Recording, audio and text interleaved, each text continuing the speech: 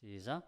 내 하나님 여호와께서 내게 주어 차지하게 하신 땅에서 피살된 시체가 들에 엎드러진 것을 발견하고 그 쳐 죽인 자가 누구인지 알지 못하거든 너희의 장로들과 재판장들은 나가서 그 피살된 곳의 사방에 있는 성읍의 원근을 잴 것이요 그 피살된 곳에서 제일 가까운 성읍의 장로들이 그 성읍에서 아직 부리지 아니하고 멍에를 매지 아니한 암송아지를 취하여 그 성읍의 장로들이 물이 항상 흐르고 갈지도 않고 씨를 뿌린 일도 없는 골짜기로 그 송아지를 끌고 가서 그 골짜기에서 그 송아지의 목을 꺾을 것이요 레위 자손 제사장들도 그리로 갈지니 그들은 내 하나님 여호와께서 택하사 자기를 섬기게 하시며 또 여호와의 이름으로 축복하게 하신지라 모든 소송과 모든 투쟁이 그들의 말대로 판결될 것이니라.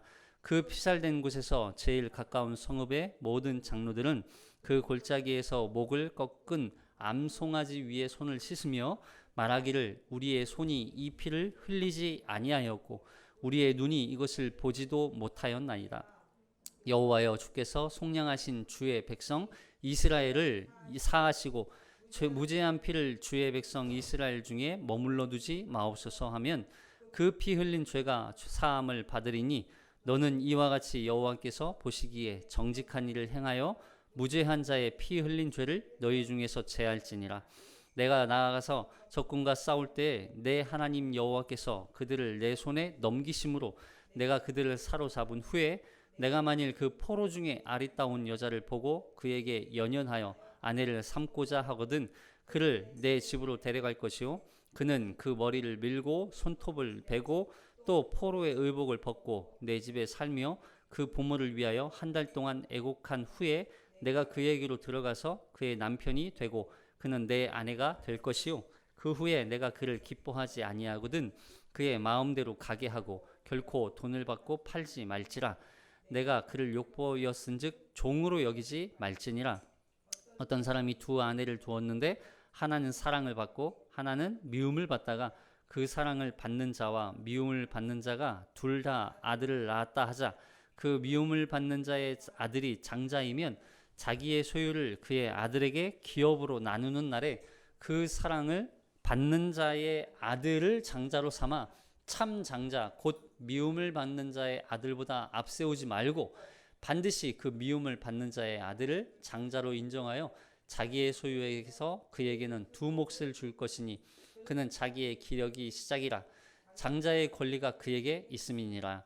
사람에게 완악하고 패역한 아들이 있어 그의 아버지의 말이나 그 어머니의 말을 순종하지 아니하고 부모가 징계하여도 순종하지 아니하거든 그의 부모가 그를 끌고 성문에 이르러 그 성읍 장로들에게 나아가서 그 성읍 장로들에게 말하기를 우리의 이 자식은 완악하고 패역하여 우리 말을 듣지 아니하고 방탕하며 술에 잠긴 자라 하면 그 성읍의 모든 사람들이 그를 돌로 쳐 죽일지니 이같이 내가 너희 중에서 악을 제하라. 그리하면 온 이스라엘이 듣고 두려워하리라.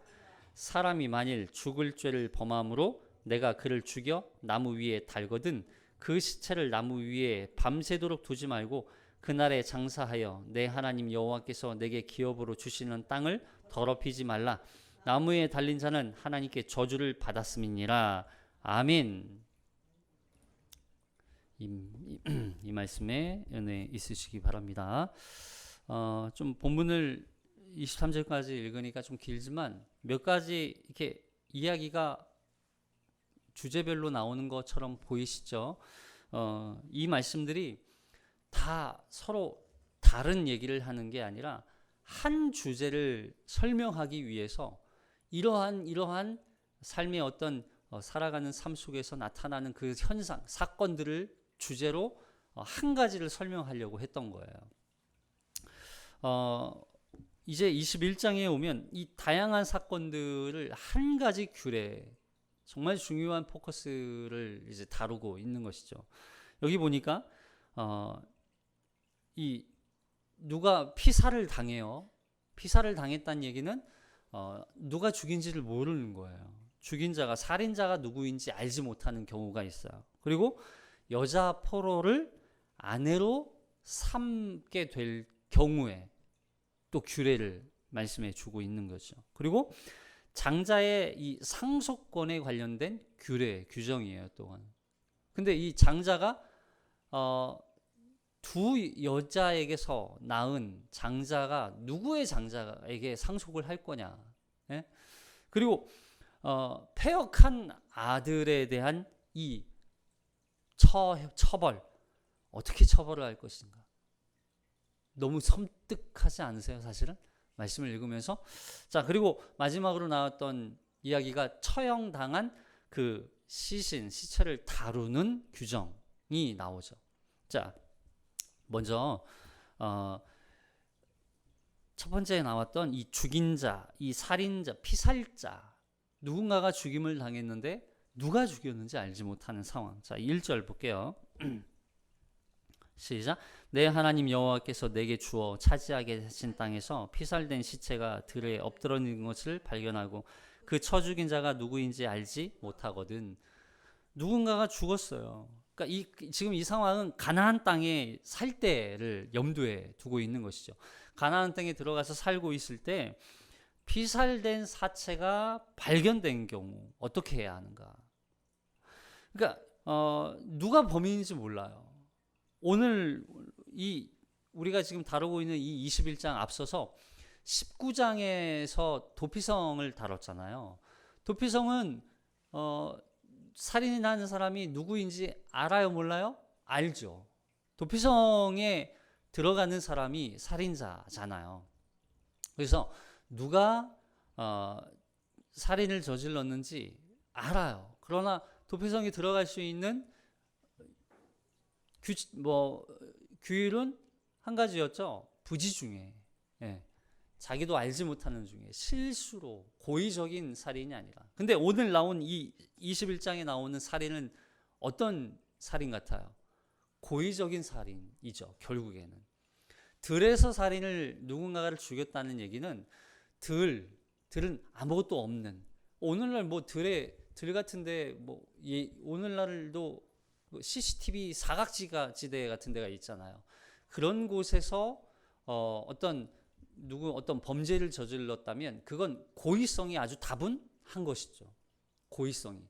계획도 치밀한, 여기가 CCTV가 없는 곳이라는 것을 알면서 범죄를 저질렀기 때문에 고의성도 있고 사전 모의도 있었던 것을, 그래서 그 처벌에 이제 더 중한 처벌을 할 수 있게 되는 것이죠. 근데 지금 여기도 마찬가지죠. 들에서 누군가를 죽여요. 살인을 저질러요. 그러면 고의성이 있었다는 얘기죠. 그런데 그렇다고 해서 오늘날 모든 사건을 다 또 이렇게 처리할 수 있는 건 또 발견할 수 있는 건 아니죠. 오늘날 정도의 어떤 과학기술, 어떤 기술의 발전이 있어도 사실 미제 사건이 있어요, 없어요? 있어요. 미제 사건이 있어요. 모든 걸 다 밝혀낼 수는 없어요. 물론 지금 조금씩 많은 이 과거의 미제 사건들을 밝혀내고 있죠. 한 예로 21년 전에 있었던 대전 이 은행 강도 사건, 이것도 21년이나 지났던 사건을 다시 조사해서 결국 범인을 찾아내잖아요. 물론 이제 미제 사건도 있었어요. 최근에 있었던 사건 중에 이 구미에서 있었던 3세 여자아이, 이를 그 집에 방치해서 결국 사망하게 만드는 사건이 있었죠. 그 아이의 친모가 누구인지에 대한 이 조사, 그 DNA 검사에서는 엄마가 친모가 아니라 할머니가 친모로 나왔어요. 근데 그 아이에 대한 밝혀졌지만 아니라고 막 극구 부인을 하는 거예요. 아니라고. 결국에는 이 아이가 어디에서 산부인과에서 바꿔치기가 됐는지, 아니면 어떻게 그 과정에서 이 아이가 바뀐 건 맞아. 근데 어떻게 바뀌었으며, 또 과연 진짜 부모는 누구이며, 이 아이가 어떠한 과정에서 그 집에서 결국 사망하게 됐는지에 대한 결과는 결국 미제로 남게 됐어요. 참 그런 거 보면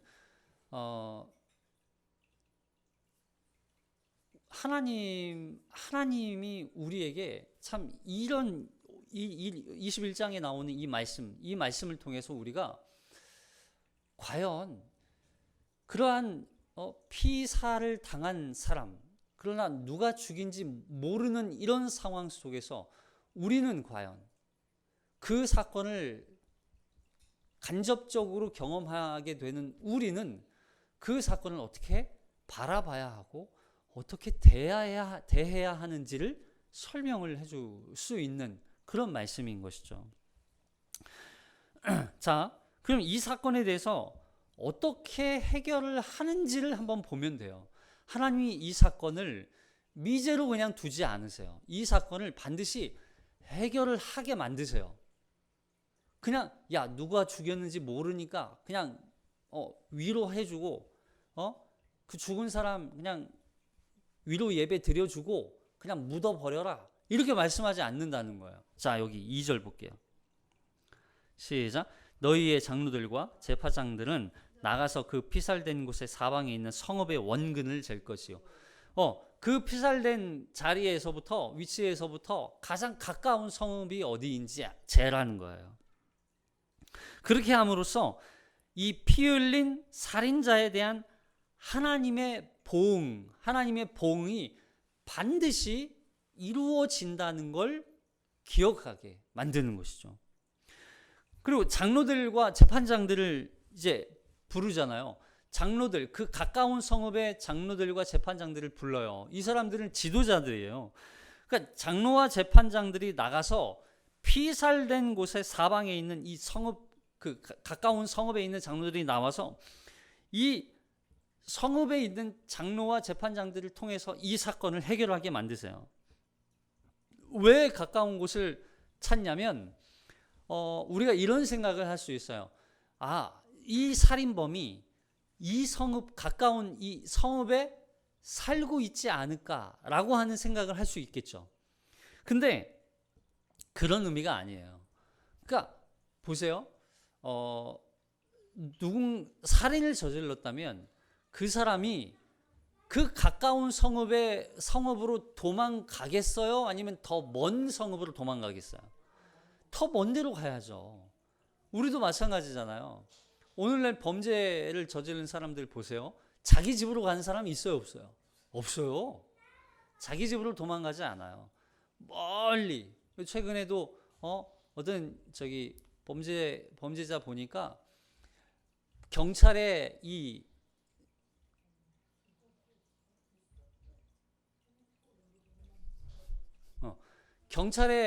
추적을 따돌리기 위해서 택시를 여러 번 갈아타서 막 도망친 사람이 있더라고요. 결국에는 찾아내긴 했지만. 그러니까 가까운 성읍에 있는 이 장로와 재판장들을 부르는 이유는 그 범인이 그 성읍에 있어서가 아니라 그 가까운 성읍으로 하여금 이 사건을 해결하도록 하기 위한 방법이 이 안에 있기 때문에 그래요. 그래서 이 살인범을 하나님은 어떻게든 찾아내기 위한 방법이라기보다는 어떤 이 죽은 사람에 대한, 그리고 이 억울한 죽음을 풀어주기 위한 어떤 그런 말씀도 사실 아니에요. 우리가 이 말씀을 보면 억울한 죽음을 당했으니까 그 죽음에 대해서도 하나님은 위로해 주시는구나 이렇게 여길 수 있어요.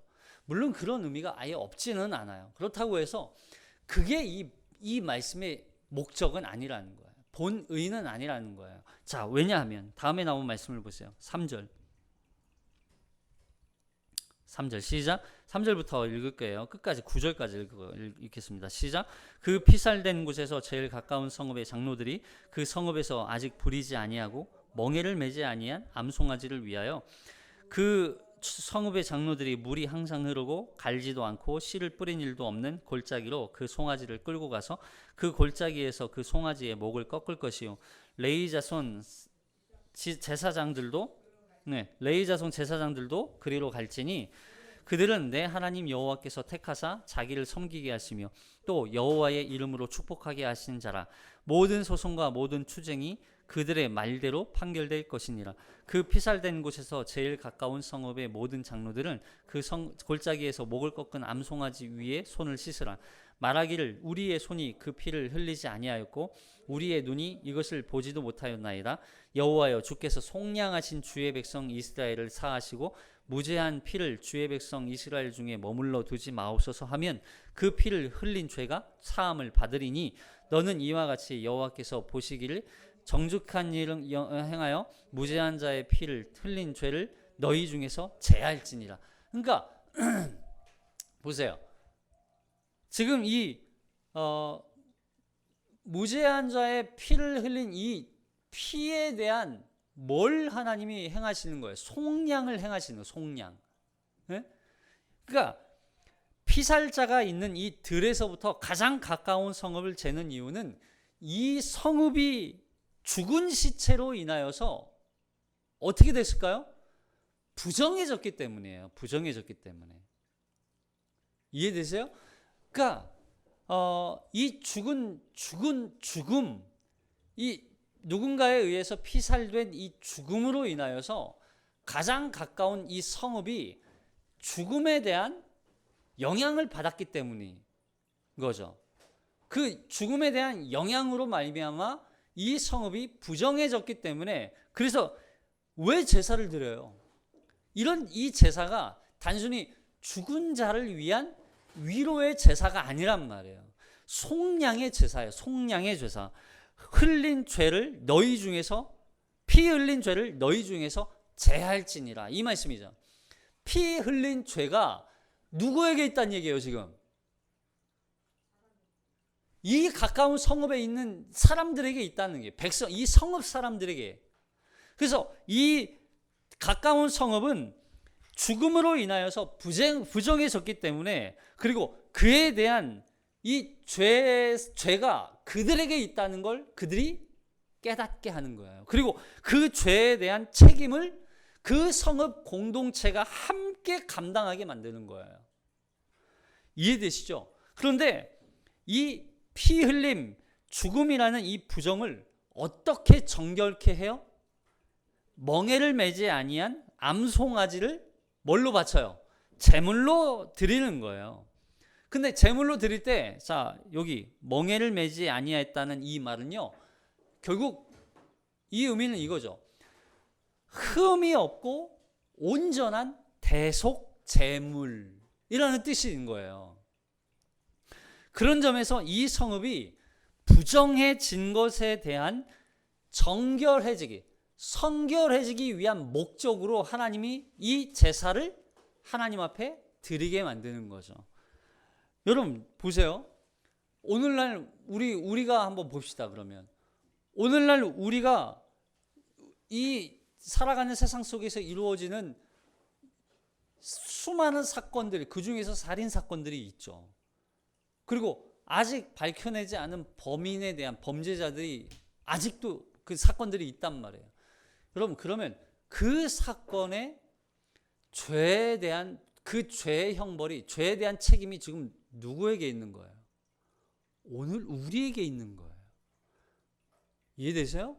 하나님은 그걸 공동체성으로 보는 거예요. 자, 그리고 가만히 좀 있어. 그리고 그 죄에 대한 해결을 하기 위해서 하나님이 어떻게 하세요? 자, 여기 4절을 볼게요. 재물을 잡는데 어떻게 재물을 잡는지 한번 봅시다. 자, 4절 시작. 그 성읍의 장로들이 물이 항상 흐르고 갈지도 않고 씨를 뿌린 일도 없는 골짜기로 그 송아지를 끌고 가서 그 골짜기에서 그 송아지의 목을 꺾을 것이요. 여러분, 장로들이 물이 항상 흐르는 골짜기로 끌고 가서 송아지의 목을 꺾어요. 그리고 6절에서 이 송아지 위에 손을 씻어요. 이렇게 그리고 이렇게 말하래요. 자, 6절, 7절 볼게요. 6절, 7절. 시작. 그 피살된 곳에서 제일 가까운 성읍의 모든 장로들은 그 골짜기에서 목을 꺾은 암송아지 위에서 손을 씻으며 말하기를 우리의 손이 이 피를 흘리지 아니하였고 우리의 눈이 이것을 보지도 못하였나이다. 그러니까 목을 꺾는 이유는, 이 목을 꺾었다는 말은 이런 피살된 죽음처럼 우리도 죄에 대하여 모든 죄에 대한 책임이 우리에게도 있다는 그런 의미가 이 안에 담기는 거예요. 우리도 이런 죄처럼 우리도 이 죄에 대하여 죽음을 당하게 될 것이나 마찬가지입니다 라고 하는 고백인 거예요. 그리고 그 위에서 손을 씻어요. 손을 씻는다는 건 더 이상 우리는 이 일과 이제 무관합니다 이런 뜻이에요. 우리는 이 일과 관계없습니다. 우리는 이 죄로부터 씻음 받았습니다. 그런 뜻인 거예요. 더 이상 이 무죄한 피를 흘린 죄로 인하여 우리가 하나님의 죄에 대한 심판을 받지 않는다라고 하는 의미로서 손을 씻었던 거예요. 여러분, 성경에서 손 씻은 인물이 있었죠? 누구예요? 성경에서 손 씻었던 인물이 있어요. 빌라도가 예수님 재판에서 결국 죄가 없음에도 불구하고 민중이 심판에 처형해달라고 하는 그 민중의 그 환호성 소리에 두려워서 결국 나는 이 일과 관계없습니다 그런 의미로 빌라도가 손을 씻었잖아요. 그렇다고 해서 그 죄에 대한 책임이 사라진 건 아니라는 거죠. 네. 그래서 결국 이 무죄한 사람의 피 흘린 이 죄값과 죄에 대한 책임이 이 성읍에게 있기 때문에 이 성읍을 하나님이 어떻게 해요? 그들의 죄를 사하시기 위해서 제물을 드리게 하시는 거예요. 그래서 이 암송아지를 어디에서 잡아요? 골짜기 중에서도 물이 항상 흐르는 골짜기에서 잡아요. 왜요? 이 죄를 흘려보내는 거예요. 이 일을 통해서 하나님의 더 이상 이 죄에 대한 책임이, 죄에 대한 죄값이 우리의 손에 이제는 없습니다. 흘려보냈습니다. 우리는 죄에 대한 씻음을 받았습니다 라고 하는 의미로 제물을 드렸다는 거예요. 어린 암송아지를 드렸던 거예요. 그래서 이 일을 통해서 하나님의 이 약속의 땅이 부정해진 이 땅을 피로 말미암아 깨끗하게 정결케 하신다는 의미가 이 안에 담겨 있는 거예요. 결국 이 피살자의 죽음에 대한 장로들과 제사장의 이 암송아지를 드리는 이 제물로 드리는 이 일을 통해서 부정해진 가나안 땅을 어떻게 해요? 정결케 하시는 하나님의 은혜를 보게 되는 거예요. 하나님의 은혜. 여러분, 죄로 인하여서 부정해진 이 이스라엘을 정결하게 하시기 위해서 하나님은 이 암송아지를 드리게 하신 것처럼 부정해진 우리를 위하여서 누구를 보내시는 거예요? 예수 그리스도를 이 땅에 우리를 위하여, 우리가 대신 원래 우리가 죽어야 할 그 죽음에 대하여 우리가 하나님 앞에 그러한 죽임을 당해야 마땅한 우리를 예수 그리스도에게 대신 그 짐을 지게 하심으로 말미암아 우리를 그 그리스도의 피로 말미암아 죄 없다 하시고 또 우리를 대속하시고 구원하신 구속의 역사가 바로 이 그림에 포함되어져 있는 거예요. 그래서 결국 구별된 하나님의 나라를 위한 하나님의 은혜에 대한 말씀이 이 구절에 담겨 있는 말씀인 것이죠. 여러분, 그래서 21장에 나오는 이 사건들은 단순히 다 따로 별개의 어떤 그런 이야기가 아니라 이스라엘 백성들이 가나안 땅에 들어가 하나님의 법과 하나님의 율법을 지키며 하나님의 말씀에 순종하며 하나님의 규례와 율례와 법도를 지켜 살아가면서 그들이 부정해지고 죄악에 빠지고 그들이 하나님의 진노와 심판 아래 놓였을 때에 그들을 하나님께서 어떻게 회복하시는지, 어떻게 용서하시는지, 이것을 하나님의 마음을 담아 지금 말씀해주고 있는 것이죠. 그리고 이 이스라엘 백성들을, 그렇게 부정해진 이스라엘 백성들을 어떻게 정결케 하시는 거예요? 이러한 정결의 역사, 정결케 하시는 하나님의 은혜를 그들이 깨달아 더 이상 너희는 하나님 앞에 범죄하지 말아라. 하나님의 말씀과 하나님의 규례와 법도를 지켜 너희는 순종하며 살아라. 그것을 가르쳐주고 있는 거예요. 여러분, 그래서 이 다음에 나온 이 포로된 여자를 아내로 삼는 규정, 이거 말씀 한번 볼게요. 이것도 이스라엘 백성들이 부정해지지 않게 하기 위한 하나님의 방책인 거예요. 보세요. 자, 10절 시작. 내가 나가서 적군과 싸울 때 내 하나님 여호와께서 그들을 내 손에 넘기심으로 내가 그들을 사로잡은 후에 내가 만일 그 포로 중에 아리따운 여자를 보고 그에게 연연하여 아내를 삼고자 하거든 그를 내 집으로 데려갈 것이요 그는 그 머리를 밀고 손톱을 베고 또 포로의 의복을 벗고 내 집에 살며 그 보물을 위하여 한 달 동안 애곡한 후에 내가 그에게로 들어가서 그의 남편이 되고 그는 내 아내가 될 것이요 그 후에 내가 그를 기뻐하지 아니하거든 그의 마음대로 가게 하고 결코 돈을 받고 팔지 말지나 내가 그를 욕보였은즉 종으로 여기지 말지니라. 여러분, 이 말씀을 포로된 여자를 포로된 여자와 결혼하려면 이렇게 해라. 그리고 그 포로된 여자에 대한 어떤 배려, 그리고 이 포로일지라도 그 여자의 인권을 존중해서 너는 이렇게 행해라. 물론 그런 의미도 있죠. 아예 없는 건 아니지만 그렇다고 해서 그런 목적으로 이 말씀을 지금 기록한 게 아니에요. 여러분, 포로된 여자는 너 마음대로 해도 괜찮아. 아내로 삼아도 되고 너가 여기 보니까 참 기가 차죠.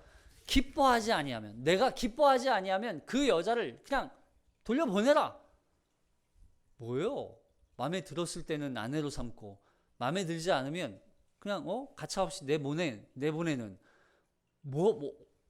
하나님이 이걸 종용하시는 거예요? 허락하시는 거예요? 아니에요. 그런 의미가 아니라 이 포로된 여자는 이방의 여인이에요. 이방 여자. 하나님은 이방 여인과 결혼하는 걸 허용하셨어요? 안 하셨어요? 안 하셨어요.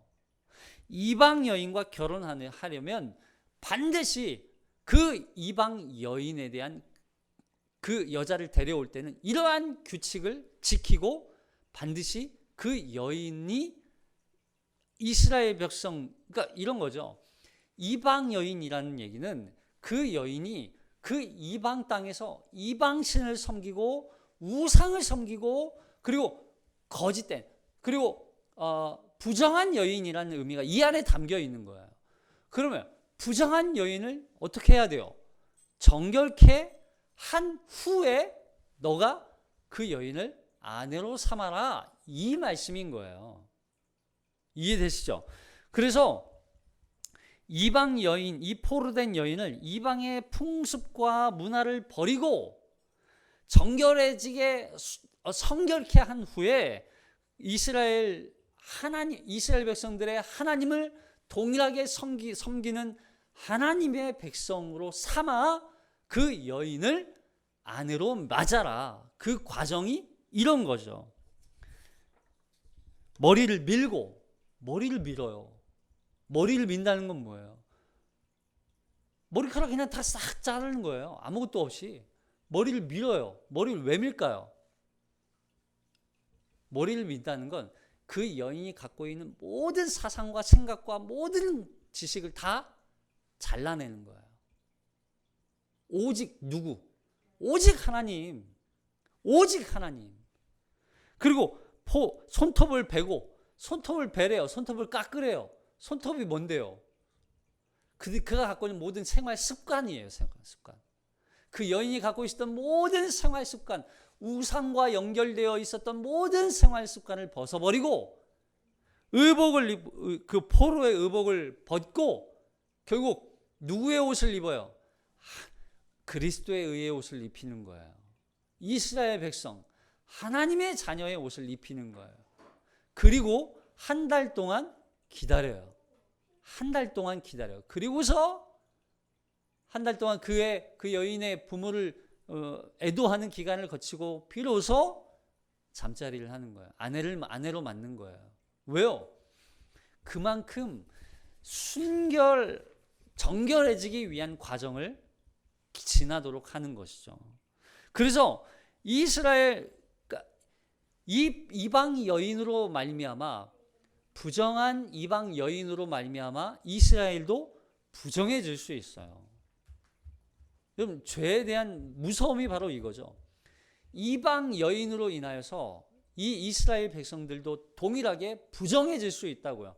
그래서 이스라엘 백성들을 정결케 하기 위해서 하나님은 그 이방 여인과 결혼하는 것도 조심하게, 신중하게 인도하게 하시는 거죠. 자, 그리고 세 번째, 장자의 상속권에 대한 규정이에요. 자, 15절 시작. 어떤 사람이 두 아내를 두었는데 하나는 사랑을 받고 하나는 미움을 받다가 그 사랑을 받는 자와 미움을 받는 자가 둘 다 아들을 낳았다 하자. 그 미움을 받는 자의 아들이 장자이면 자기의 소유를 그의 아들에게 기업으로 나누는 날에 그 사랑을 받는 자의 아들을 장자로 삼아 참 장자 곧 미움을 받는 자의 아들보다 앞세우지 말고 반드시 그 미움을 받는 자의 아들을 장자로 인정하여 자기의 소유에서 그에게는 두 몫을 줄 것이니 그는 자기의 기력의 시작이라. 장자의 권리가 그에게 있음이니라. 이런 거죠. 두 아내가 있어요. 근데 여러분, 두 아내가 있다는 것도 벌써 이스라엘 백성들의 타락이 이 안에 드러나는 거죠. 네? 왜요? 하나님은 다처제를 허용하세요? 일처제를 허용하세요? 하나님은 일처제예요. 다처제를 허용하시는 게 아니라고요. 하도 그러한 범죄를 하나님이 말씀하신 그 율법을 자꾸 인간이 어기려고 하니까 어겼을 때에는 내가 반드시 이런 벌을 주겠다. 내가 이런 심판을 하겠다. 이러한 징계를 주겠다라고 하나님이 그걸 허용하기 위한 목적이 아니라 너가 이걸 범하면 내가 반드시 이런 징계를 줄 거야 라고 말씀했는데 인간이 자기가 원하는 대로 자기의 소견대로 이걸 어떻게 해요? 왜곡하니까 하나님은 이렇게 허용했다. 이것만 안 하면 되겠지. 이것만 지키면 되겠지. 이것도 마찬가지예요. 여러분, 두 여인을 뒀다는 건 그만큼 이스라엘 백성들이 지금 타락한 상태라는 얘기예요. 근데 심지어는 그 두 여인을 둘 다 사랑하는 게 아니에요. 한 여인은 사랑하는데 한 여인은 사랑하지 않아요. 근데 그럼에도 불구하고 둘 다 아들을 낳아요. 그러면 어떤 장자에게 상속권을 줘야 돼요? 네? 자, 여기 이 말씀은 미움받는 자가 자의 아들이 첫 번째 아들이에요. 사랑하는 여자의 아들이 두 번째 태어난 것 같아요.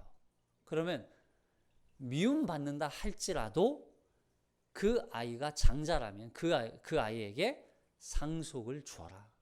이게 하나님의 법인 거예요. 그러면 그냥 이것만 지키면 두 여인을 두어도 되는구나 이런 말씀이에요? 아니에요. 그런 말씀이 아닌 거예요. 벌써 미워하는 여인, 사랑하는 여인, 여기서부터 하나님이 율법을 지키지 않은 거예요. 부정해진 거예요. 이스라엘 백성들이. 그럼에도 불구하고 그 마음에 차별과 또 미워하는 마음으로 말미암아 벌써부터 분열이 생기는 거예요. 그럼 이게 한 가정의 문제겠어요? 그 주변에 이 성읍에 있는 이스라엘 모든 공동체의 문제란 말이에요. 이게 이런 무질서하고 부정해진 이스라엘 백성들, 그거 하지 말라는 거예요. 하지 말라는 거예요. 자, 여기 그리고 그는 자기의 기력의 시작이라, 이런 말씀이 있어요. 무슨 말이에요? 이 기력의 시작이란 말은 이 장자권을 받는 그 아이는 부모의 재산뿐만 아니라, 아버지의 재산뿐만 아니라 무엇도 함께 계승받습니까? 하나님에 대한 신앙도 함께 계승받는 거예요. 그래서 장자의 상속권이라는 얘기는 그 아이에게 재산의 2배를 다 주어라, 재산만 주는 게 아니에요. 부모가 가지고 있는 하나님에 대한 그 신앙과 하나님의 말씀에 대한 그 순종과 하나님에 대한 유일한 절대적인 그 신앙 기준을 자녀에게도 동일하게 심어주고 그걸 전해주라는 얘기예요. 그 신앙을 전수해 줌으로 말미암아 그 가정이 대대대로 계속 하나님 신앙으로 이들이 유지되도록 하기 위한 목적이 장자권이란 말이에요. 그게 이 말씀 안에 담겨 있는 거죠. 자, 그리고 네 번째 보면 패역한 아들에 대한 규정도 있어요. 자, 여기까지만, 네 번째까지만 한번 살펴볼게요. 18절 시작. 사람에게 완악하고 패역한 아들이 있어 그의 아버지의 말이나 그 어머니의 말을 순종하지 아니하고 부모가 징계하여도 순종하지 아니하거든 그의 부모가 그를 끌고 성문에 이르러 그 성읍을 장로들에게 나아가서 그 성읍 장로들에게 말하기를 우리의 이 자식은 완악하고 패역하여 우리 말을 듣지 아니하고 방탕하며 술에 잠긴 자라 하면 그 성읍의 모든 사람들이 그를 돌로 쳐 죽일지니 이같이 내가 너희 중에서 악을 제하라 그리하면 온 이스라엘이 듣고 두려워하리라. 너무 무섭죠? 여러분, 오늘날 이 말씀을 그대로 받아들이면 어떻게 될까요? 살아남을 아들들이 있어요, 없어요? 없어요. 살아남을 자식들이 없어요. 근데 이 말씀이 아들에 대한 체벌과 심지어는 돌로 쳐 죽이는 것을 허용한단 말이에요? 그런 뜻이 또 아니에요. 그만큼 이스라엘 백성들의 이 죄로 인한 그 죄에 대한 부정함과 또 그 죄에 대한 무거운 책임과 무거운 그 죄에 대한 처벌이 그 누구 한 사람에게, 누구 한 가정에게만 국한되는 것이 아니라는 얘기를 계속 설명하는 거예요. 여기 완악하고 패역하고 부모의 말에 순종하지 않고 징계해도 소용이 없어요. 무슨 말이에요? 부모의 말을 듣지 않는다는 말이죠. 부모의 말을 듣지 않아요. 부모가 부모를 무시해요. 부모를 업신여겨요. 폐륜하죠, 폐륜하. 오늘날로 따지면 폐륜하. 부모를 업신여기고 부모를 학대하고 부모를 폭행하고 심지어는 부모를 살인하는 폐륜하. 여러분, 이 폐륜하에 대해서 처벌을 해도 된다. 그 폐륜하는 그 동네에 있는 그 성읍에 있는 사람들이 다 나와서 함께 돌로 쳐 죽여라. 무서운 얘기지만 이 패역한 아들을 부모의 말을 듣지 않는다는 얘기는 곧 무슨 의미냐면 부모는 그 당시에 어떤 상징적 의미였어요? 부모는 당시에 하나님의 대리인이었어요. 부모는 하나님의 대리인이었단 말이에요. 그래서 그 부모를 무시하고 업신여긴다는 얘기는 결국 하나님을 무시하고 업신여긴다는 의미가 이 안에 담겨 있는 거예요. 그래서 그 아들을, 그 자식을 어딜? 성읍 밖으로 데리고 와요. 성문 밖으로 데리고 와요. 성문 밖은 뭐 하는 데예요? 성문 밖은요, 당시에 공개 재판 장소였어요. 공개 재판 장소. 그래서 그 성읍에 살고 있는 사람들과 함께 모여서 그 아들에 대해서 공개적으로 재판을 실시하는 거예요. 그래서 여기 이렇게 얘기하죠. 우리 말을 듣지 아니하고 방탕하며 술에 잠긴 자라. 여기 방탕했다는 얘기는 뭐냐면, 방탕했다는 건 가볍게 여기다, 하찮게 여겼다는 거야. 누구의 말을? 부모의 말을. 부모의 말 곧 누구의 말씀? 하나님의 말씀을 가볍게 여기고 하찮게 여겼다는 얘기예요. 무시했다는 얘기죠. 그래서 하나님의 말씀도 하찮게 여기니까 결국 이 자식을 돌로 쳐 죽이라는 거죠. 단순히 여러분, 이 문제는 한 가정의 문제가 아니에요. 이게 공동체의 문제란 얘기예요.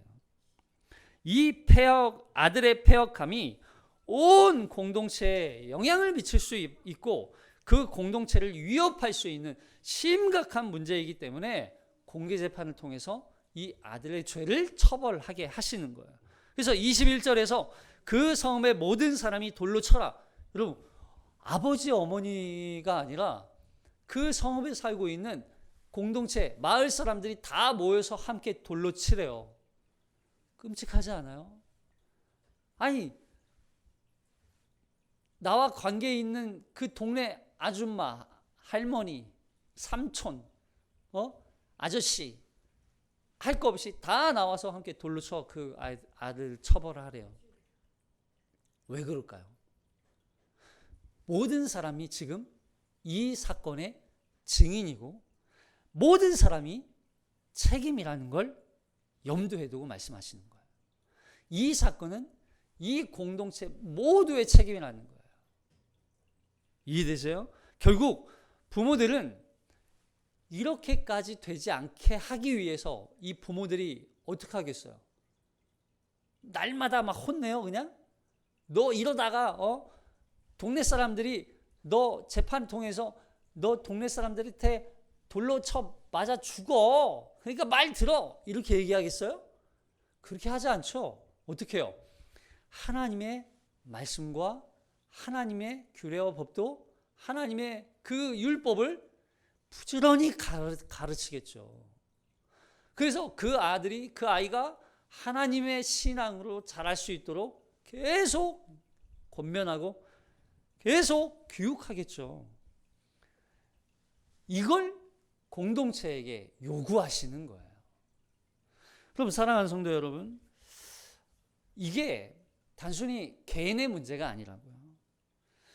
결국 죄가 어떤 개인의 죄도 있지만 하나님께서는 공동체의 책임과 회개와 죄에 대한 해결을 요구하시는 거예요. 그럼 오늘날 우리도 마찬가지죠. 누군가의 죄가 아니에요. 오늘 우리 주변에서 이루어지는 모든 사건들이 다 누구와 관계 있는 사건들이에요? 누구와 관계 있는 사건들이에요? 나와 관계 있는 사건이라고요. 아, 저 사람 왜 저래? 아, 저 인간 왜 저래? 아니요. 아, 저 새끼, 죄송해요. 아, 저 아들, 저 자식 왜 저래? 이거는요, 그가 문제가 아니라 그를 그렇게 만든 우리 공동체의 문제라는 얘기예요. 여러분, 이 사회가 왜 이렇게 죄가 많아요? 왜 이렇게 범죄가 심각해지고 있어요? 여러분, 지금 마약으로 인한 사건들이 엄청나게 과거에 비해서 2배, 3배 엄청나고 사건들이 일어나고 있어요. 왜 이래요? 살인사건뿐만 아니라 구타, 학교 폭력, 왜 이런 사건들이 이렇게 많아지고 있어요? 개인주의 때문에. 개인주의. 너는 너, 나는 나, 너 혼자 살아, 나는 나 혼자 살고 싶어. 그렇지 않다는 거예요. 하나님은 모든 죄에 대해서는 다 공동체로 보는 거예요. 그 문제가 나의 문제고 그 죄가 나의 죄고 그 죄에 대한 책임도 나도 함께 감당하게 하시는 거예요. 그래서 하나님 앞에 그 죄로 인하여서 우리가 어떻게 해야 돼요? 마음을 찢으며 하나님 앞에 회개해야 되는 게 우리의 자세란 말이에요. 나라가 왜 이 모양 이 꼴이야? 예, 나라가 이 모양 이 꼴인 이유는 당신 때문에, 우리 때문에, 나 때문이라고요. 내가 그렇게 살지 못했기 때문에, 내가 하나님 앞에 그렇게 바르게 살지 않은 죄가 나에게로 돌아오는 거예요. 결국에는 하나님은 그 말씀 하시는 거예요. 그래서 로마서에서 바울이 이렇게 말씀하잖아요.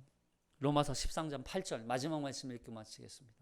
로마서 13장 8절 시작.